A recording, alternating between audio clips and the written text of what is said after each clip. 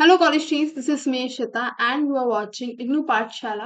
आज हम स्टार्ट करने वाले हैं new subject BPSC 141 Gandhi and the contemporary world. ये जो सब्जेक्ट है it is very easy because Gandhi ji के बारे में हम काफी टाइम पहले से पढ़ते आ रहे हैं एसएसटी में, है ना। जिन्होंने ह्यूमैनिटीज ली होगी 11th 12th में, उन लोगों ने तो और भी ज्यादा डीपली पढ़ा होगा। So this book is easy PG. So next introduction से स्टार्ट करते हैं बिना किसी बकवास के। सो मोहनदास करमचंद गांधी महात्मा गांधी का पूरा नाम था एंड उनको लोग प्यार से बापू भी कहते थे, महात्मा भी कहते थे। एंड महात्मा गांधी बहुत इंपॉर्टेंट फिगर थे जिन्होंने इंडिपेंडेंस में इंडिया की काफी योगदान दिया। नेक्स्ट, कोर फिलोसफी कहते हैं किस चीज में बिलीव करते थे? सत्य बोलने में, नॉन वायलेंस में, नॉन प्रदर्शन में, सेलिबेसी में, ब्रह्मचर्य फॉलो करने में। Next, early childhood. अब उनका बैकग्राउंड क्या था, फैमिली बैकग्राउंड क्या था? 2 अक्टूबर 1869 को उनका जन्म हुआ पोरबंदर में, गुजरात में। और वो किस फैमिली से बिलोंग करते थे? मर्चेंट फैमिली से। कास्ट कौन सी थी उनकी? बनिया। और उनके फादर का नाम था करमचंद गांधी, उनकी मम्मा का नाम था पुतली बाई। ओके, और उनकी वाइफ का नाम था Kasturba Gandhi. Next is religious influence. तो उनकी जो मदर थी वो प्रणामी सेक्ट को फॉलो करती थी, यानी कि हिंदू और मुस्लिम दोनों ही फेथ को वो इक्वल इंपॉर्टेंस देती थी। नेक्स्ट, उनके जो फादर थे वो जैन थे, ठीक है, एंड वो ज्यादातर प्रैक्टिस करते थे non violence and self discipline. Personality in early rebellion. तो as a teenager Gandhi ji भी, जैसे सब लोग भाई टीनेज लाइफ में क्या होता है, बच्चे चिड़चिड़ा होता है, एज वेल एज अपनी मनमानी करता है, तो गांधी जी ने भी वही किया। गांधी जी रिबेलियस फेज पे चले गए, उन्होंने स्मोकिंग करना स्टार्ट कर दिया, मीट ईटिंग स्टार्ट कर दिया, जो कि उनकी फैमिली में फॉरबिड था, मना था करना। माइनर स्टीलिंग, छोटी मोटी चोरी करना फादर के पॉकेट से, जो भी पैसे मिल गए इधर उधर रखे हुए उससे। नेक्स्ट, पहला लेसन उन्हें कब मिला? अहिंसा का। तो जब उन्होंने अपने भाई का गोल्ड का, सोने का जो ब्रेसलेट होता है वो चुराया, और उसके बाद अपनी मिस्टेक को रियलाइज किया एंड एक पूरा लेटर लिखा कन्फेशन का अपने फादर को, अपनी गलती को रियलाइज करते हुए कि मैं अब ये गलती वापस कभी नहीं करूंगा, फुल्ली इमोशनल होके। बट उसके बाद क्या हुआ, वो एक्सपेक्ट कर रहे थे कि उनके फादर मारेंगे, थप्पड़ मारेंगे या अच्छे से कुटाई करेंगे जैसे हर एक बच्चा एक्सपेक्ट करता है। But what comes out it very different, ठीक है। वो डिफरेंट चीज क्या हुई? वो ये हुई कि उनके फादर ने वो जो नोट दिया था, उन्होंने कन्फेशन नोट लिख के उसको फाड़ा एंड उनको बहुत ही स्लो टोन में, ठीक है, सॉफ्ट टोन में उन्हें समझाया कि जो वायलेंस है, वायलेंस कभी भी किसी चीज का रिजल्ट नहीं होती। वायलेंस से इवन जो चीजें हैं वो और खराब हो सकती हैं। जैसे कि बहुत से बच्चे क्या होते हैं, उनको ज्यादा मारो तो वो क्या कहते हैं, हमें फर्क ही नहीं पड़ता, मार लो, है ना, कितना भी पीट लो। सो इसीलिए वायलेंस कभी भी किसी भी चीज का रिजल्ट या एंड नहीं है, ठीक है। हमेशा चीजों को प्यार से समझा के, ठीक है, तभी हम सही कर सकते हैं। Next, child marriage. उनकी काफी कम एज में शादी कर दी गई, 13 की एज में, कस्तूरबा बाई से। जैसे मैंने आपको बताया उनकी वाइफ का नाम कस्तूरबा गांधी था, ठीक है। Next is years in England. अपनी मैट्रिकुलेशन पास करने के बाद वो चले गए इंग्लैंड लॉ पढ़ने के लिए।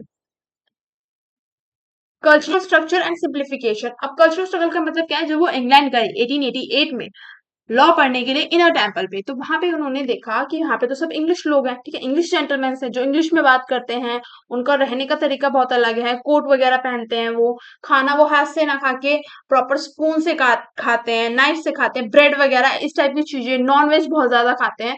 तो वो वहां पे अपने आप को बहुत ज्यादा अलोन फील कर रहे थे, अपनी फैमिली को याद कर रहे थे, ठीक है। फिर धीरे धीरे जैसे टाइम जो है बीतता गया, ऐसे उन्होंने वहां पे मैनेज करना, रहना जो है सीखा। डांस करना उन्होंने सीखा, वायलिन बजाना उन्होंने सीखा, फ्रेंच बोलनी उन्होंने सीखी, इंग्लिश को अपनी जो इंग्लिश स्पीकिंग है उसको अच्छा किया। नेक्स्ट, अब वेजिटेरियनिज्म। वहां पे क्योंकि बहुत ज्यादा नॉन वेज फूड अवेलेबल था और वो अपनी माँ को प्रॉमिस करके आए हुए थे कि मैं जो है नॉन वेज वहां पे नहीं खाऊंगा। बट बिकॉज और अदर ऑप्शंस नहीं थे, तो उन्होंने नॉन वेज खाना भी धीरे धीरे स्टार्ट किया। Next, discovery of secret text. अब उन्होंने कुछ जो स्पिरिचुअल टेक्स्ट होते हैं वो भी पढ़े, जैसे कि भगवत गीता, ठीक है, इंग्लिश वर्जन उसका पढ़ा, सर एडविड एर्नॉल्ड ने जो लिखा हुआ है। नेक्स्ट, लाइट ऑफ नेचर जो कि बुद्धा की लाइफ के ऊपर है, वो उन्होंने पढ़ा। Chapters of the profit of Islam वो उन्होंने पढ़े। नेक्स्ट, उसके बाद इम्पॉर्टेंट पॉइंट है कि कॉल टू द बार, उसके बाद उनकी जो लॉ की पढ़ाई थी वो उन्होंने पास कर ली और वो भी काफी अच्छे मार्क्स से। ओके, देन उनको अपॉर्चुनिटी मिली हाई कोर्ट में इनरोल होने की, जो इंडिया में है, जून 11 1891 में। और वो वापस इंडिया, अपने देश भारत वापस आ गए। अब जब वो इंडिया आए वापस, तो एक टर्निंग पॉइंट क्या आया कि उनके अंदर वो बहुत ज्यादा स्टेज फिट थे। स्टेज फिट का मतलब होता है कि ऐसा इंसान, अब जिसको लॉ तो आ गया अच्छे से, ठीक है, मतलब उसने एक चीज प्रॉपर सीख लिया है, बट उसके बाद भी वो उसको प्रैक्टिस करने में घबरा रहा है, उसमें डर है, एग्जाइटी है, बोल नहीं पा रहा वो अच्छे से। तो इसीलिए अप्रैल 1893 में उनको 1 साल का असाइनमेंट दिया गया दादा अब्दुल्ला के द्वारा कि आप जाओ साउथ अफ्रीका और वहां पे लॉ सूट हैंडल करो। जब वो साउथ अफ्रीका गए तो उसके बाद वो 21 साल बाद लौटे। अब ऐसा क्या हुआ वहां पे जो 21 साल बाद लौटे, वो मैं भी आपको बताऊंगी। नेक्स्ट इज, उन्होंने फर्स्ट क्लास टिकट ली, बिकॉज उनकी फैमिली अच्छी थी, मर्चेंट फैमिली से वो बिलोंग करते थे, और अब उन्होंने लॉ भी कर ली थी। ठीक है, तो फर्स्ट क्लास टिकट ली उन्होंने, और वो ट्रेन में बैठ गए पीटर मैटिसबर्ग स्टेशन से।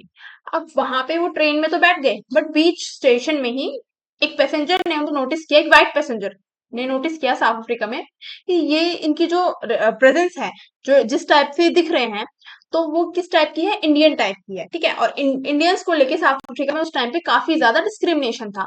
तो उन्होंने, जो टीटी होता है, जो ट्रेन हेडमास्टर होता है ना, तो उससे उन्होंने बोला कि ये तो इंडियन लग रहा है, आपने इसको फर्स्ट क्लास टिकट में बैठने कैसे दिया, फर्स्ट क्लास जो कोच है उसमें कैसे बैठने दिया।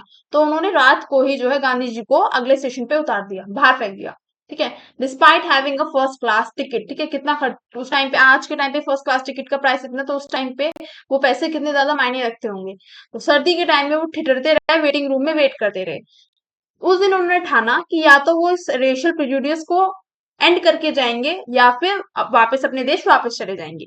तो उन्होंने धीरे धीरे क्या स्टार्ट किया, जो इंडियन लोग वहां पे काम कर रहे थे, चाहे वो ट्रेड के पर्पज से कर रहे हो, चाहे वो लेबर्स हो, उनको इकट्ठा करना स्टार्ट किया, और एक पार्टी बनाई, नेशनल इंडियन कांग्रेस, और एक न्यूज़पेपर बनाया, इंडियन ओपिनियन, 1903 में, जिससे जो भी लोग हैं वो इस न्यूज़पेपर को पढ़ें और समझें कि कैसे साउथ अफ्रीका के अंदर इंडियंस को लेके डिस्क्रिमिनेशन है, उनके साथ सही से बिहेव नहीं किया जाता है, उनको अलग ट्रीट किया जाता है।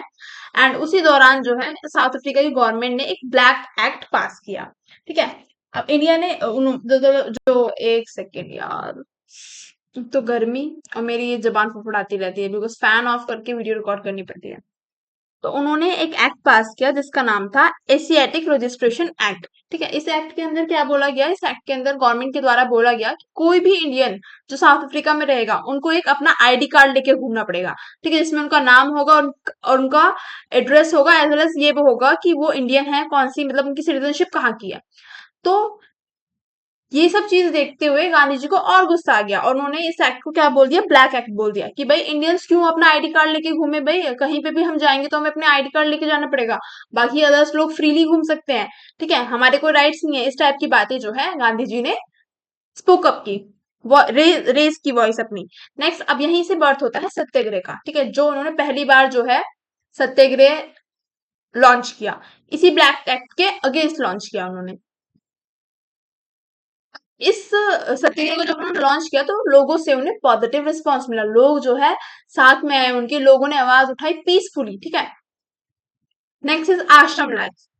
अब यहाँ पे बीच में एक चीज मिसिंग है कि, बस इतना सा मिसिंग है कि सत्याग्रह, जो उन्होंने सत्याग्रह लॉन्च किया, ये आफ्टर ईयर्स, ठीक है, यानी कि जब 1 2 3 साल कंटिन्यू रहा सत्याग्रह, तो उसके बाद जो है वहां की गवर्नमेंट ने उनकी बात सुनी, और गवर्नमेंट ने जो इस टाइप का ये जो ब्लैक एक्ट निकाला था, डिस्क्रिमिनेटरी लॉ, इसको हटा दिया। ठीक है, एज वेल एज इंडियंस को फ्रीली बिना आईडी कार्ड के घूमने की आजादी दी। ठीक है, और उनके जो राइट्स हैं उनको भी रिकॉग्नाइज किया कि हाँ भाई, इंडियन जो आए हुए हैं दूसरे देश से, यहाँ पे ट्रेड करने के पर्पज से आए हैं, या लेबर वर्क करने के पर्पज से आए हैं, उनके भी राइट्स हैं। ठीक है, बस इतना सा मिसिंग है इसके अंदर। नेक्स्ट इज आश्रम लाइफ। अब deeply move by John Ruskin. अब वो जॉन रस्किन से बहुत ही ज्यादा इन्फ्लुएंस थे। ठीक है, तो गांधी जी ने स्टैब्लिश की कम्युनल सेटलमेंट। ठीक है, इस टाइप के सेटलमेंट जहाँ पे सभी लोगों को सेम ट्रीट किया जाता है। ठीक है, लोग मॉरल हाइजीन के साथ और एब्सोल्यूट इक्वालिटी के साथ रहते हैं वहां पे। लोकेशन यहाँ पे लिखी हुई है। ठीक है, नेक्स्ट इज, अब जब वो वापस आ गए साउथ अफ्रीका से, ठीक है, एक अच्छे लॉयर बन के, जब उनको और अच्छे से पता है कि अब उन्हें कैसे अपने लॉ को प्रैक्टिस करना है, ठीक है, तो इंडिया में आए वो 1915 में, और उनके पॉलिटिकल मेंटर थे गोपाल कृष्ण गोखले। उन्होंने बोला कि 1 ईयर जो है तुम स्पेंड करो पूरे अपने देश को घूमने में। ठीक है, गांव से गांव, ऐसा नहीं कि भाई बड़ी बड़ी सिटीज घूमनी है, नहीं, गांव टू गांव तुम घूमो, 1 साल पूरे लो, उसके बाद देखो, समझो अपने देश की कंडीशन। फिर अब हम देखेंगे कि कैसे देश की कंडीशन देखते हुए जब गांधी जी गांव टू गांव घूमे, उन्होंने देखा कि हमारे देश की स्थिति जो है वो इतनी खराब है कि लोगों के साथ कितना ज्यादा डिस्क्रिमिनेशन हो रहा है, क्योंकि उस टाइम पे जो है ईस्ट इंडिया कंपनी आ चुकी थी, ठीक है, और ब्रिटिशर्स खूब अच्छे से हमारा देश लूट रहे थे। तो ये उसी टाइम की बात है। तो फर्स्ट सत्याग्रह उन्होंने लॉन्च किया चंपारण सत्याग्रह 1917 में बिहार में। बिहार में 3 कथेय सिस्टम था, जहां पे फार्मर्स को फोर्स किया जा रहा था अपने लैंड पे इंडिगो जैसा क्रॉप उगाने के लिए। इंडिगो क्या है, क्रॉप था, नील की खेती होती थी, डाई डाई था इंडिगो। इंडिगो का जो पौधा होता था उससे डाई बनती थी। अब उससे फायदा क्या था, अब ये डाई वो एक्सपोर्ट करते थे बाहर के देशों में, ठीक है, और उस पैसा कमाते थे। तो जो ब्रिटिशर्स थे वो प्लांटर्स को मजबूर कर रहे थे कि यार भाई कुछ भी हो जाए, चाहे अपने आधे खेत पे, मतलब 80% खेत पे आप जो है चाहे कोई और कुछ भी उगा लो, बट आपको बचे हुए खेत पे इंडिगो ही उगाना पड़ेगा। तो उसके खिलाफ चंपारण सत्याग्रह हुआ और पीसफुली जो है गांधी जी ने अपनी बात मनवाई, ठीक है, एंड ये जो सत्याग्रह था ये सक्सेसफुल रहा। नेक्स्ट, अहमदाबाद मिल स्ट्राइक। अहमदाबाद मिल स्ट्राइक में क्या हुआ था, अब मैं पूरी स्टोरी बता देती हूँ कि अहमदाबाद में स्ट्राइक में ये होता जो वहां के वर्कर्स थे, ठीक है, तो उस टाइम पे कोई बीमारी चल रही थी, आई गेस चेचक की बीमारी कुछ चल रही थी। तो अहमदाबाद जो मिल थी उन्होंने बोनस दिया था चेचक की बीमारी के टाइम पे, क्योंकि जब बीमारी चल रही थी तो लोग क्या कर रहे थे ना, फैक्ट्री छोड़ छोड़ के अपने गाँव भाग रहे थे। तो इसलिए उनको एक्स्ट्रा पैसे दिए गए जिससे वो लालच में जो है गाँव ना जाए और यहीं पे काम करें। ओके, अब बाद में जब वो बीमारी का जो इन्फ्लुएंस था वो कम हो गया, तो जो मालिक थे अहमदाबाद मिल के, उन्होंने क्या किया, उनका बोनस कट डाउन कर दिया। इसके खिलाफ जो वर्कर्स थे वो जो है गुस्सा हो गए कि भाई हमारा बोनस क्यों काटा गया। तो उन लोगों ने क्या किया, गांधी जी को अप्रोच किया और गांधी जी ने फिर से जो है सत्याग्रह चलाया और उनकी जो डिमांड है वो फुलफिल कराई। हालांकि गांधी जी 100% बोनस उन्हें नहीं दिलवा सके, बट फिर भी जो कंपनी थी वो 40% बोनस देने के लिए रेडी हो गई थी। Next is Kheda satyagraha. Kheda satyagraha organise the no tax campaign for starvation struck peasant when the government refuse to suspend tax collection. तो खेड़ा सत्याग्रह हुआ था खेड़ा जिले में, ठीक है। अब ये क्यों चलाया गया, जो पीजेंट्स जो है टैक्स से परेशान हुए गवर्नमेंट के, गवर्नमेंट जो है इतना पीजेंट बना नहीं पा रहे हैं, मतलब पैसा नहीं बना पा रहे इतना जितना गवर्नमेंट टैक्स लगा रही है। तो उस साल क्या हुआ, 1980 के टाइम पे जो गुजरात, ये जो खेड़ा जिला था गुजरात के अंदर, वहां पे फसल जो थी खराब हो गई, ठीक है। अब जब फसल खराब हो गई तो जब किसान ने कुछ कमाया नहीं तो उस पर टैक्स कहाँ से देगा। तो इसीलिए जो किसान थे उस साल वो मांग कर रहे थे कि हमारा जो टैक्स है वो माफ कर दिया जाए, बट गवर्नमेंट मान नहीं रही थी, ठीक है। तो गांधी जी ने हेल्प आउट किया और ये सत्याग्रह भी पीसफुल रहा। अब pan India movement all over the India रही, खिलाफत एंड नॉन कॉपरेशन मूवमेंट, ठीक है, जब जितने भी पायोनियर लीडर्स थे, जितने भी इंपॉर्टेंट लीडर्स थे फ्रीडम स्ट्रगल के अंदर, उन सब ने मना कर दिया कि भाई हम अब ब्रिटिशर्स से कॉपरेट नहीं करेंगे, कोई भी हम अब नेगोशिएशन नहीं चाहते हैं, बस हम एक चीज चाहते हैं कि हमारा भारत छोड़ के ये जाए, ठीक है। तो वो था non cooperation movement. Next is Gandhi launch the non cooperation movement, he merge it with the Muslim led Khilafat. Later on क्या किया गांधी जी ने, नॉन कॉपरेशन मूवमेंट को मुस्लिम जो कम्युनिटी थी वो लेड कर रही थी उस टाइम पे, खिलाफत मूवमेंट, ठीक है। वो भी यही था कि ब्रिटिशर्स को बॉयकॉट करना कंप्लीटली, ठीक है, ब्रिटिशर्स की नाम मानना। तो जब जो गांधी जी जिस मासेस को लीड कर रहे थे, जिन लोगों को लीड कर रहे थे, वो लोग एज वेल एज जो मुस्लिम कम्युनिटी थी वो साथ में आए, तो ये मूवमेंट बहुत ही ज्यादा बड़ा बन गया। और उसके बाद जो है लोगों ने मैसिव लेवल पे जो ब्रिटिश गुड्स थे उनको क्या कर दिया, बैन कर दिया, बिल्कुल यूज करना बंद कर दिया। गवर्नमेंट जॉब छोड़ दी अपनी, ठीक है, जो टाइटल्स मिले थे गवर्नमेंट की तरफ से वो छोड़ दिए, ठीक है। एजुकेशनल इंस्टीट्यूशन जो कि ब्रिटिशर्स के थे वो छोड़ दिए, इंग्लिश स्कूल हो गए, इंग्लिश कॉलेजेस हो गए, ये सब चीजें, ठीक है। अब 1992 में फरवरी के टाइम पे क्या होता है, चोरा चोरी इंसिडेंट होता है। अब तक तो सब चीजें पीसफुली हो रही थी, बट चोरा चोरी इंसिडेंट में क्या हुआ, ये हुआ था यूपी में, ठीक है। तो यूपी में हुआ चोरा चोरी इंसिडेंट की पुलिस स्टेशन में आग लगा दी गई, ठीक है। अब जब यहाँ पे वायलेंस फैल गया, अब गांधी जी फॉलो करते थे नॉन वायलेंस, जब यहाँ पे अहिंसा फैल गई तो गांधी जी ने नॉन कॉपरेशन मूवमेंट को कॉल ऑफ कर दिया, यानी कि बंद कर दिया। अब नेक्स्ट मूवमेंट हुआ civil disobedience movement and civil protest. कब हुआ ये, 1930 में, जब ब्रिटिशर्स ने क्या किया, सॉल्ट, नमक, नमक जैसी बेसिक नेसेसिटी पे भी टैक्स लगा दिया, ठीक है। तो गांधी जी ने बोला कि नमक बनाना कोई इतना हार्ड काम नहीं है। गांधी जी ने दांडी मार्च निकाला 1930 में, अहमदाबाद टू दांडी, ठीक है। और और नदी के किनारे जाके जो है कॉमन जनता को सिखाया कि कैसे हम जो है सॉल्ट बना सकते हैं। ठीक है, अब इसके बाद जो गांधी एडमिन पैक्ट आया, सेकंड राउंड टेबल कॉन्फ्रेंस हुई लंदन में, बहुत सारे नेगोशिएशन हुए ब्रिटिश सरकार और जो हमारे फ्रीडम स्ट्रगल के लीडर्स थे उनके बीच में। बट एट द एंड जो है क्विट इंडिया मूवमेंट आया, जो सक्सेसफुली जिसने जो ब्रिटिशर्स थे उनको वापस अपने ब्रिटेन भेज दिया। ठीक है, इंडिया को आजादी मिल गई। Next, social reformation and the constructive programme.